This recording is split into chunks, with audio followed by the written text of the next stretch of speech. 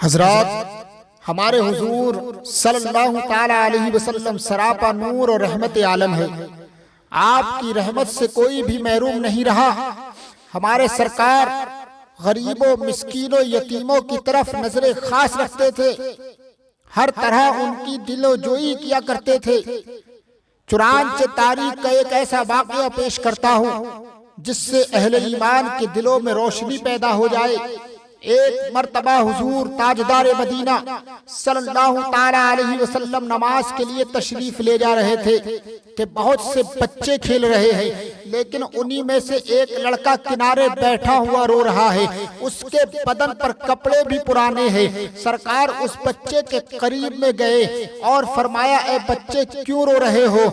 دیگر بچوں کے ساتھ تم کیوں نہیں کھیل رہے ہو؟ اس بچے نے سرکار مدینہ صلی اللہ تعالی علیہ وسلم کو نہیں پہچانتا تھا۔ کہنے لگا، مجھے چھوڑ دیجئے، میرے باپ غزوہ میں نبی کریم صلی اللہ تعالی علیہ وسلم کے ساتھ گئے تھے، وہاں پر جنگ میں شہید ہو گئے تھے۔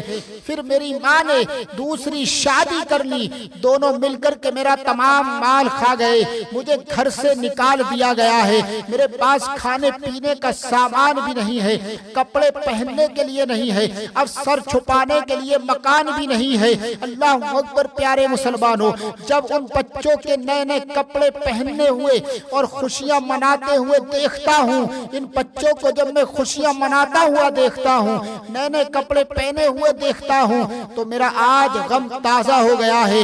گزرا ہوا زمانہ مجھے یاد آ گیا، کاش اگر آج میرا بھی باپ ہوتا تو مجھے بھی نئے نئے کپڑے ملتے، نئے نئے لذیذ کھانے مجھے میسر ہوتے۔ اسی غم کے بارے میں آج رو رہا ہوں۔ اتنا سننا تھا، آقا صلی اللہ تعالی علیہ وسلم نے اس بچے کے ہاتھ کو پکڑا اور فرمایا کہ بتاؤ، کیا تم خوش ہوگے کہ میں محمد عربی صلی اللہ تعالی علیہ وسلم تمہارا باپ بن جاؤں، عائشہ تمہاری ماں بن جائیں، فاطمہ تمہاری بہن بن جائیں، علی تمہارے چچا بن جائیں، اور حضرت حسن و حسین تمہارے بھائی بن جائیں؟ اتنا کہا تو رسول صلی اللہ علیہ وسلم کے لفظوں کو یہ سنا تو بھلا اس بچے نے خوشی کے مارے کہا، کیوں نہ میں کیسے اس چیز کو انکار کر سکتا ہوں۔ آقا صلی اللہ تعالی علیہ وسلم اس بچے کو گھر لے جاتے ہیں، اس کو عمدہ کپڑے پہناتے ہیں، اچھا کھانا کھلایا ہے، خوشی کر کے اس کو بھیج دیا ہے۔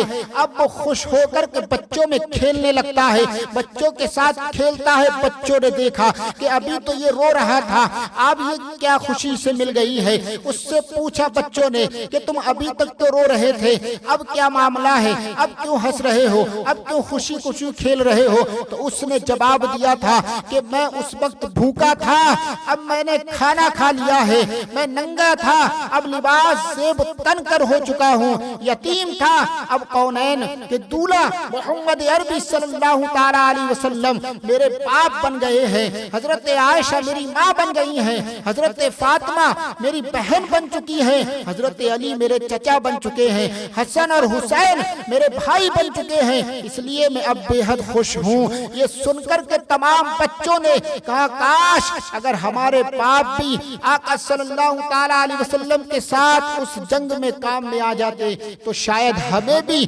بھی یہ سعادت حاصل ہو جاتی کہ آقا ہمارے باپ بن جاتے۔ اللہ اکبر! وہ بچے یہ خواہش کر رہے ہیں، آقا صلی اللہ تعالی علیہ وسلم کے ساتھ وہ بچہ حیات زندگی تک رہا۔ جب آقا کا وصال ہو گیا تو وہ بچہ روتا تھا، سر پیٹتا تھا اور کہتا تھا کہ میں آج یتیم ہو گیا ہوں، میں آج یتیم ہو گیا ہوں۔ اس کے بعد حضرت صدیق اکبر رضی اللہ تعالیٰ عنہ نے اس بچے کو اپنے پاس میں رکھ لیا۔